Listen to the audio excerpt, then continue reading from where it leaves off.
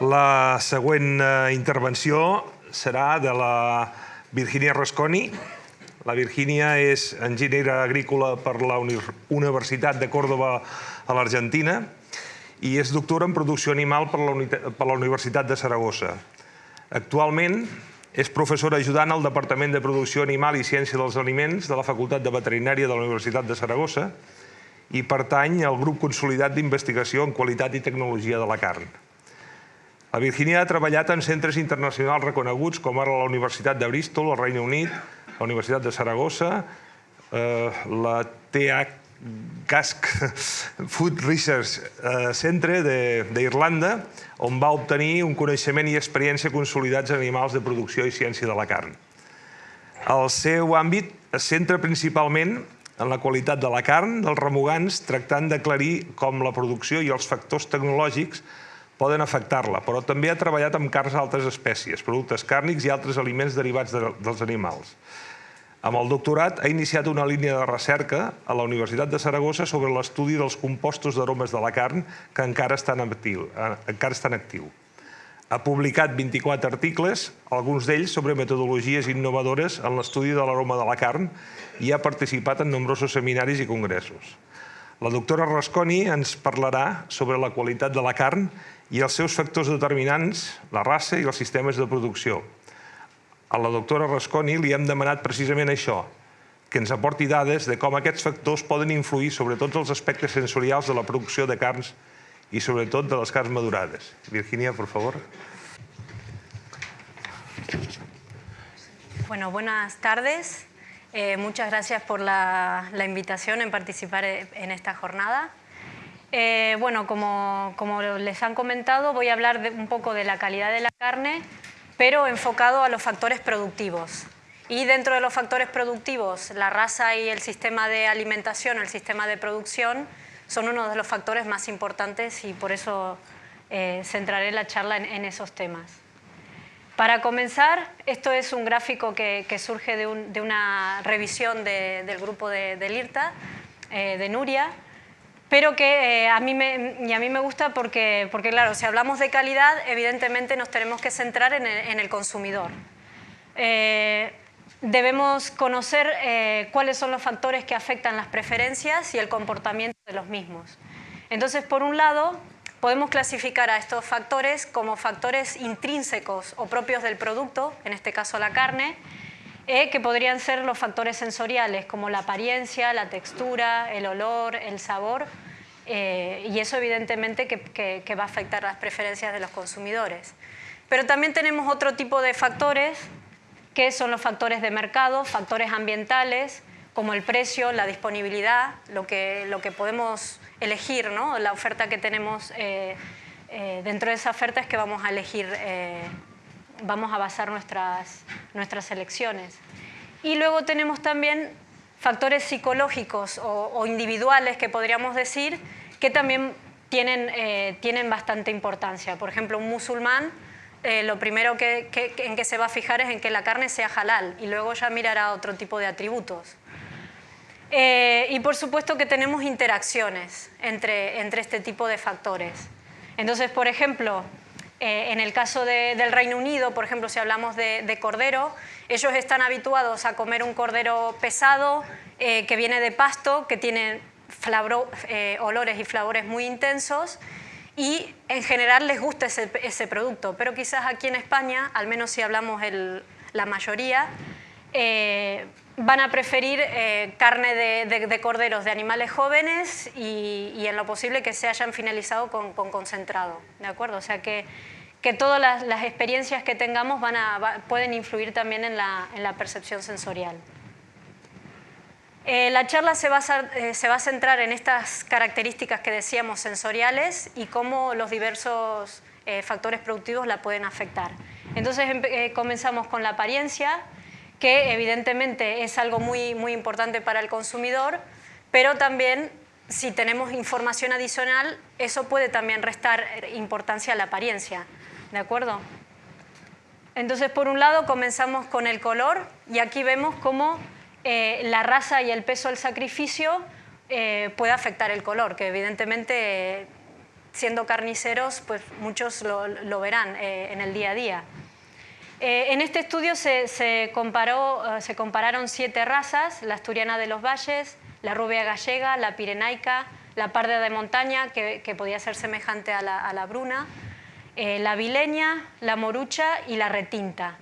En total se utilizaron 159 terneros machos que fueron alimentados con un mismo pienso, concentrado y paja, y que se sacrificaron o a 300 kilos de peso vivo o a 550. Entonces, como ven aquí, en minúscula están los que relacionando el nombre de la raza, y en minúscula sería el peso menor y en mayúsculas el peso mayor. Y aquí tenemos los resultados del color del músculo. Esto es una medida objetiva del color, donde tenemos en este eje lo que sería luminosidad o claridad. Si nos vamos con valores más altos, la carne es más clara. Y en este eje tenemos lo que sería el tono, también medido de manera instrumental. Y podemos decir que lo que se encuentra dentro de este cuadrante serían carnes más pálidas, y luego se va oscureciendo cuando baja tanto este como este parámetro. Y lo primero que podemos observar, evidentemente, que animales más jóvenes, estos serían los de 300 kilos, tienen color más pálido, ¿no? que los mismos animales sacrificados a pesos mayores. Y bueno, esto se debe a que el color rojo de la carne se debe a la mioglobina, que es un pigmento que, como en la sangre tenemos la hemoglobina que transporta oxígeno, en el músculo lo hace la mioglobina, que es parecida pero es más pequeña, y es lo que da la coloración roja. Y este pigmento aumenta con la edad, y es por eso que vemos diferencias aquí entre pesos. Si ahora observamos solamente los animales de 300 kilos de peso vivo, podemos ver que se diferencian la raza morucha, retinta y la parda del resto, ¿no? Que dan una coloración más oscura. Y ahora, si observamos a los animales de peso mayor, ahí veo a alguien que no había visto antes. Luego aparecerás en alguna presentación, Ferran. Bueno, y aquí tenemos dentro de los pesos pesados que se diferencian la pirenaica y la rubia gallega, que dan coloración más clara en la carne. ¿Por qué es esto? Porque bueno, cuando estas razas que podíamos considerar razas cárnicas, es que han sido seleccionadas no por calidad, sino que han sido seleccionadas por crecimiento y por cantidad de músculo. Entonces hubo una diferenciación en las fibras, y tenemos aquí fibras más blancas, y por eso se ve esta diferencia en color. ¿De acuerdo? Razas rústicas, como habíamos visto en la morucha, en la retinta, tienen mayor proporción de fibras rojas, más mioglobina. Otro factor importante en el color de la carne es el sistema de producción. Este es un trabajo que realicé para mi máster en la Universidad de Bristol, y aquí tenemos también otra vez la luminosidad. En este caso, la carne fue madurada durante 14 días. Como decía Nuria, todos los trabajos que presentaré cuando hablo de maduración se refieren a maduración húmeda. O sea, esta carne fue madurada 14 días al vacío, y luego fue envuelta en una atmósfera protectora con alta proporción de oxígeno para que se vea bien roja, y fue almacenada durante 18 días. Y se fue midiendo el color instrumentalmente, como hemos mencionado. Entonces, ¿qué se puede ver aquí? Esta sería carne de sistemas de pastoreo, tanto pastoreos en pastos naturales como en pastos mejorados, y podemos ver la gran diferencia. Estos son sistemas estabulados, o que consumieron ensilado o que consumieron concentrado, y vemos otra vez el parámetro de luminosidad o lightness, y podemos comprobar esto, que generalmente las carnes de pasto son carnes más oscuras. ¿Por qué? Pues en principio también porque el animal en pasto camina, requiere más oxígeno y por lo tanto tiene una mayor cantidad de mioglobina. En cuanto al sistema de producción, no solamente afecta el color que vemos, sino también afecta la vida útil del color, que es un aspecto que también está teniendo cada vez mayor importancia, al menos en los supermercados. Quieren que esa carne dure más tiempo. Y aquí vemos cómo la carne de concentrado, solo concentrado, su vida útil, o sea, el momento en que la carne se vuelve marrón y ya no le apetece al consumidor, es aproximadamente a los 9 días y medio. Pero si yo a esta dieta de concentrado le añado niveles supranutricionales de vitamina E, ¿esto qué significa? No solamente quiero cubrir las necesidades del animal, sino que quiero generar un efecto superior para aumentar la vida útil. La vitamina E es un antioxidante muy potente y vemos cómo esa vida útil aumenta aproximadamente 2 días. Sin embargo, cuando comparamos estos niveles con carnes de pastos, aquí tenemos el pasto mejorado, se refiere a pasto que fue fertilizado, que fue regado, vemos que esta vida son 4 días más que una dieta de concentrados típicas. Y esto se debe no solo a la vitamina E que tiene el pasto, que es vitamina E natural, sino que también hay otros antioxidantes que actúan. O sea que aunque tengamos el mismo nivel de antioxidantes entre esta y esta, siempre esta va a tener una mayor vida útil porque tiene otras cosas también. Bueno, si hablamos otro aspecto visual interesante también es la grasa. Y aquí tenemos los rangos más, tanto para lo bajo como para lo alto, los rangos más importantes en cuanto al efecto racial en el porcentaje de grasa, que también es un aspecto que le importa o que puede mirar el consumidor. Y aquí tenemos animales con el gen de la miostatina o animales con el gen culón, cuyo contenido en grasa intramuscular nunca va a superar 1% de grasa. Y por otro lado, aquí tenemos grasa con mucha infiltración de la raza Wagyu, que puede tener 20%, por ejemplo, de grasa. O sea que sí que hay un efecto importante racial. Pero también hay otros aspectos que intervienen. Este es un estudio que se realizó con consumidores, donde a las personas se les presentó este tipo de tarjetas, y lo que se quería ver era cómo influía el porcentaje de grasa intramuscular. Aquí vemos que es carnes más magras y aquí carnes con un poco más de grasa, y también cómo el sistema de producción, animales de pasto o animales de concentrado, cómo esto afecta en las experiencias y en digamos, lo que prefiere cuando va a comprar, y luego también cómo afecta a nivel sensorial. Entonces, cuando se les preguntó, ¿no? Se les dio este tipo de estas tarjetas y se les preguntó qué preferían, la mayoría de los consumidores dijo que preferían esto, carnes magras y que provienen de sistemas extensivos.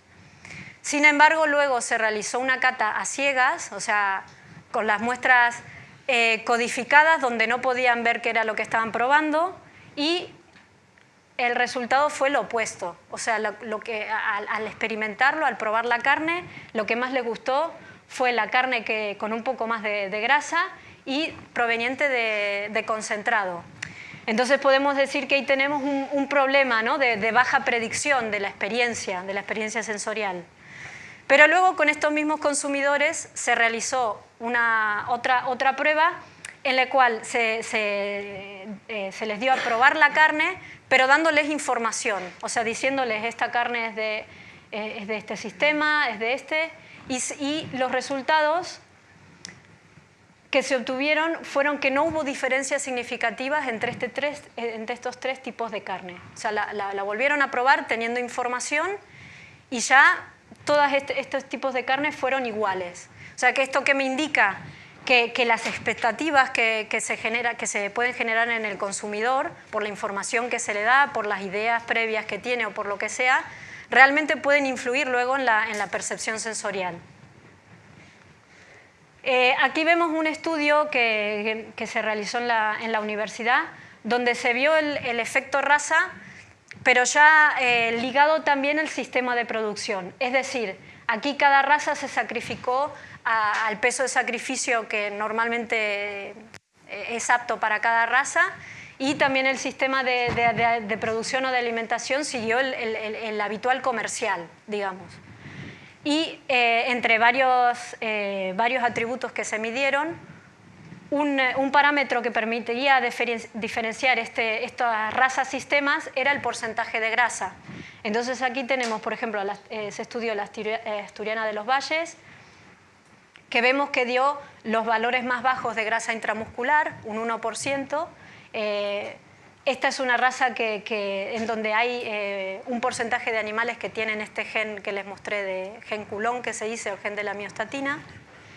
Y por otro lado tenemos que las razas rústicas, la morucha, la vileña y la retinta, dieron valores de grasa intramuscular más altos.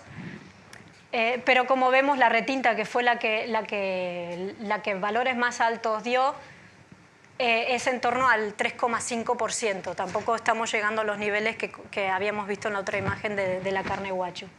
Pero sí que hay diferencias. Bueno, ahora pasamos a hablar de la textura. Esta imagen, o sea, casi que hasta me da un poco de vergüenza mostrarla, porque evidentemente que aquí, siendo carniceros, saben muchísimo más de este tema, del precio, me lo pueden decir en euros, y a lo mejor se lo saben de memoria de todo el tipo del tipo de cortes. Pero bueno, lo mostraba simplemente por la idea general. La idea general que aquí tenemos el precio y aquí tenemos la dureza. ¿Cómo se mide la dureza? Bueno, se mide aquí tenemos carne cocinada, y tenemos un prisma de 1 centímetro por 1 centímetro que se coloca en este aparato, y tenemos esta cizalla que corta la carne. ¿De acuerdo? Y lo que medimos es la fuerza que hace al cortar esa carne. Esto se llama Warner-Brasler. ¿De acuerdo? Entonces, a medida que aumenta este valor, significa que aumenta la dureza de la carne. Y aquí tenemos, por otro lado, el precio. ¿Y qué vemos aquí? Tenderloin, justamente la palabra lo dice, ¿no? Tierno, un corte tierno en inglés, que sería el solomillo, y vemos que es el corte más caro. O sea que sí que es algo que interesa. Y bueno, y luego tenemos otros cortes, y que a medida que aumenta la dureza, el precio disminuye. Y bueno, y en este sentido sí que me gustaría recalcar esto, que si digo algo incorrecto aquí me puede corregir, porque esto lo obtuve de una jornada que preparó el carnicero Ferran, donde nos mostraba que hay nuevas formas de cortar o de presentar la canal. Y aquí tenemos la llana o petaca, que digamos que esta es una forma de pasar de segunda a primera, un corte de segunda categoría. Si en este caso lo que nos mostraba era que, quitando la parte exterior de tejido conectivo, cortándolo por la mitad y quitando también tejido conectivo, se pueden obtener filetes que son casi tan tiernos como el solomillo, pero con un precio bastante más barato, digamos. Bueno, en este estudio... Bueno, no, perdón, este no es un estudio, esto es simplemente hablar un poco del efecto de la raza en la textura, y aquí nuevamente tenemos los dos opuestos. ¿De acuerdo? Entonces, tenemos por un lado estos animales musculosos, como por ejemplo la blanca azul belga, pero también hay razas españolas que tienen este gen, que podíamos pensar que a lo mejor por ser tan musculosas daría la sensación de que es una carne dura, pero no es así. O sea, a pesar de que tiene muchas fibras musculares, estas fibras son delgadas y además maduran muy rápido. Y además el colágeno que tiene es poco y muy soluble, o sea que en realidad son carnes bastante tiernas. Y en el otro extremo tenemos Albos indicus, que en realidad no es una raza, es una subespecie, pero bueno, podríamos considerarla dentro de, digamos, de lo que es carne vacuna. Y en estos animales tenemos un problema de una mayor expresión de la calpastatina, que afecta luego en la maduración de la carne. O sea que, a pesar de que la tenga muchísimos días, lo haga en seco y lo tenga muchísimo tiempo, va a ser carne que siempre va a estar dura, ¿de acuerdo? Pero el valor que tienen estos animales es que son tolerantes al calor, y por eso por eso interesan y, por ejemplo, en Brasil es una raza que se utiliza mucho. Ahora he visto que al menos a nivel de investigación, en Brasil lo que están haciendo es, ya se conoce cuáles son los genes que intervienen para que el animal sea tolerante al calor, y entonces en la raza Angus están modificando genéticamente al animal para incorporarle este tipo de genes para resistencia al calor. Bueno, en estudios que hemos realizado en la Universidad de Zaragoza podemos ver el efecto raza y también intrarraza, porque lo que quería decir, que me olvidé en esta diapositiva, es que tenemos estos dos extremos, pero luego en el resto de las razas la variación que hay dentro de cada raza es más importante que la variación entre razas. Es decir, que por un lado que se puede mejorar mucho cada raza y se puede obtener carne en tierna en todas las razas. Aquí vemos en un estudio realizado aquí en España la raza limusina, la parda de montaña, la blonda de Aquitania y la frisona. En este caso sí que se cebaron con un mismo pienso, pero que se acabaron también según lo que se hace habitualmente a nivel comercial. ¿De acuerdo? Y aquí vemos una valoración instrumental de la dureza.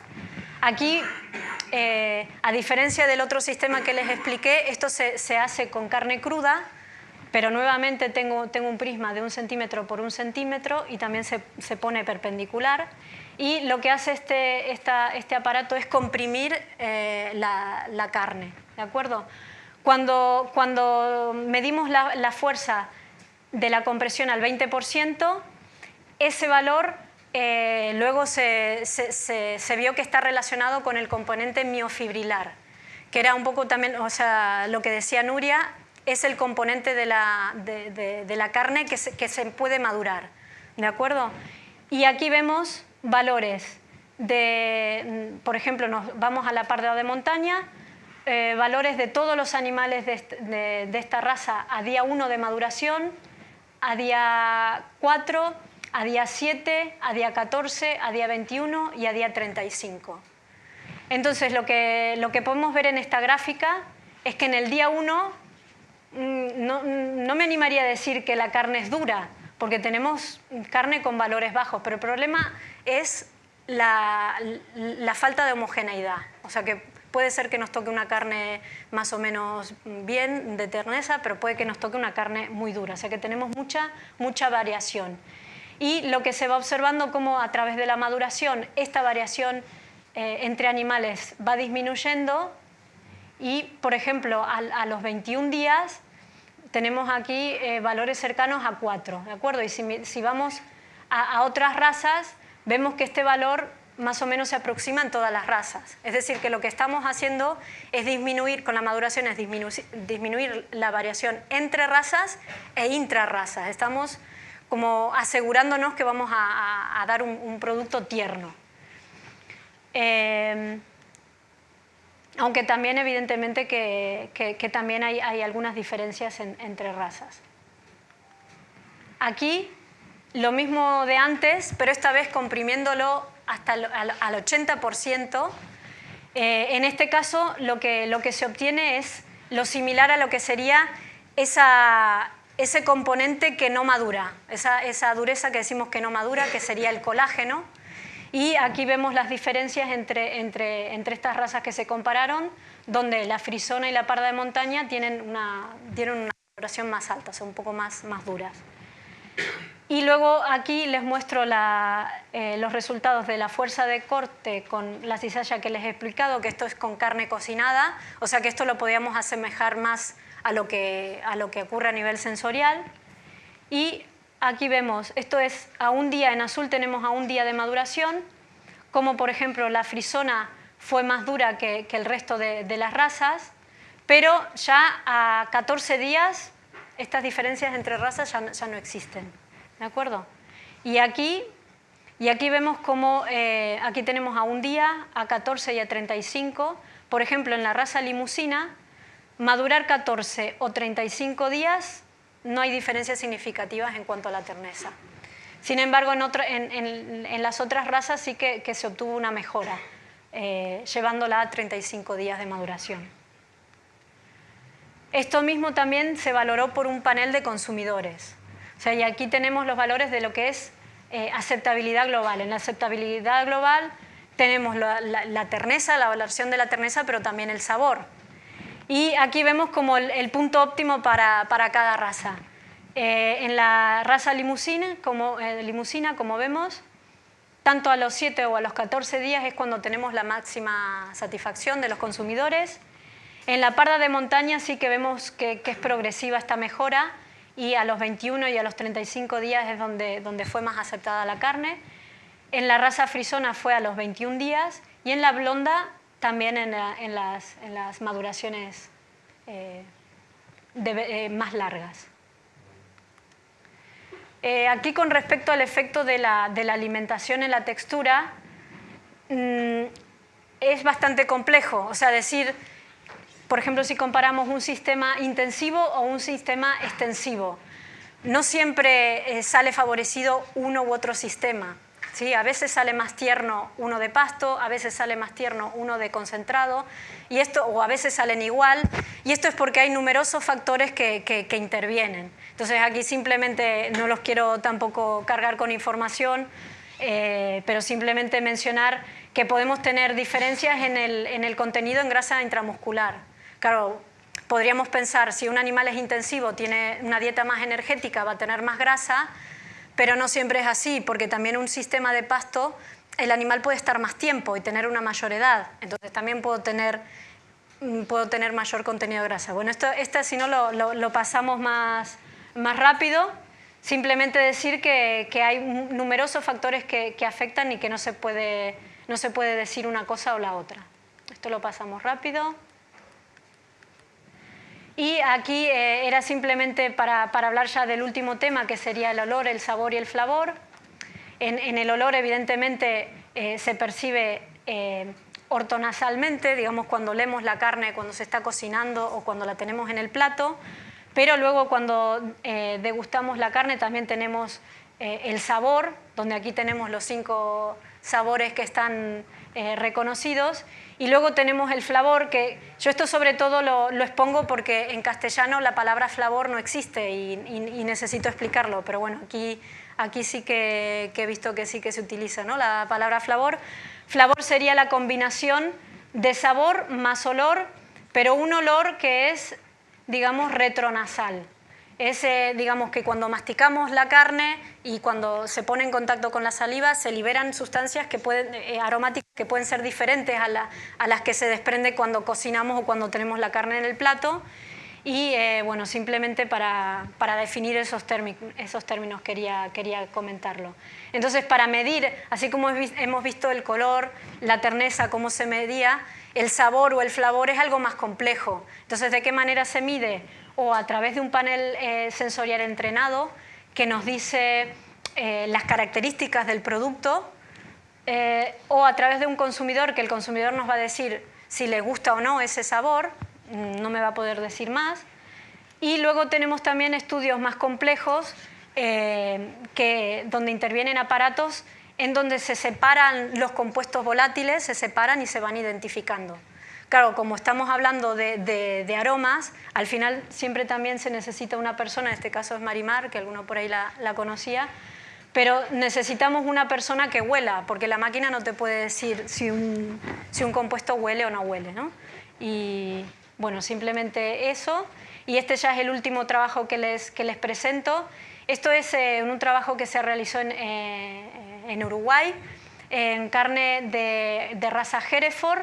Esta era carne que estuvo madurada durante 20 días al vacío, y tenemos distintos tipos de sistemas productivos. El T1, que serían animales de pasto, T2 con un cierto porcentaje de maíz, T3 con un mayor porcentaje de maíz, y T4 con animales que consumieron concentrado y heno.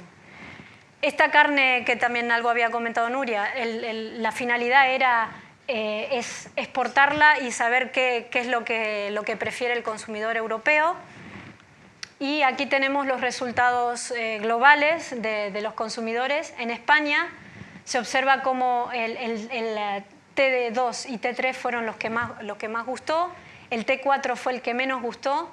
Esto fue debido a un problema de textura, que tuvieron una menor textura esta carne, y una valoración intermedia en el T1, ¿de acuerdo? Que son los de pasto. Aquí tenemos en Alemania que gustó más el T3 y los que menos gustaron fue el T1 y el T4. Ya en Francia, tanto en Francia como en el Reino Unido, como les comentaba, los olores o los flavores de pasto es algo que están acostumbrados y les suele gustar. Entonces no hay diferencia entre T1, T2 y T3, pero sí que hubo un problema aquí les gustó menos el T4, pero que asociado a la textura. Y aquí simplemente como resumen para mostrar todos los países, que salió más o menos como lo que decían los españoles, que gustó más el T2 y el T3 y menos el T4 y fue intermedio el T1. Y bueno, con esto no sé cómo vamos de tiempo. ¿Puedo explicar la última? Bueno, esta última diapositiva es una revisión que se hizo de toda la bibliografía que hemos sido capaces de encontrar en la temática, con la idea de hacer un ranking de lo que el consumidor considera más importante. O sea, tenemos toda la lista de atributos y qué es lo que más le interesa al consumidor.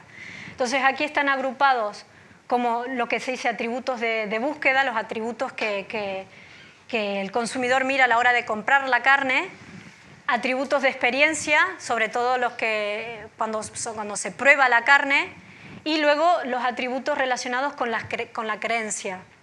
Entonces, como digamos, si empezamos por lo peor, somos pesimistas, podemos ver que en el ranking lo que fue menos valorado fue la raza. O sea, que a la gente lo que menos le interesa de todos estos atributos es la raza. Sin embargo, el atributo que más interesó también fue un atributo de creencia, y es el origen. O sea, el origen lo más importante y la raza lo menos importante.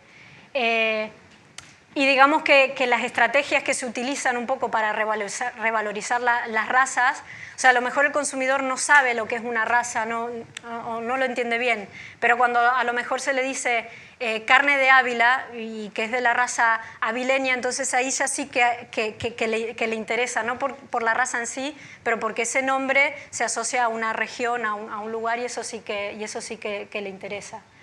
Y bueno, nada más, simplemente aquí tenemos el precio que salió en segundo lugar. Del precio interesante también decir que el consumidor no simplemente busca lo que sea más barato, sino que muchas veces algo que es más caro lo asocia a algo de calidad, que también genera expectativas, o sea que no siempre se busca en cuanto al precio lo más barato. Y bueno, podemos hablar más, pero creo que ya me estoy excediendo. Bueno, muchas gracias.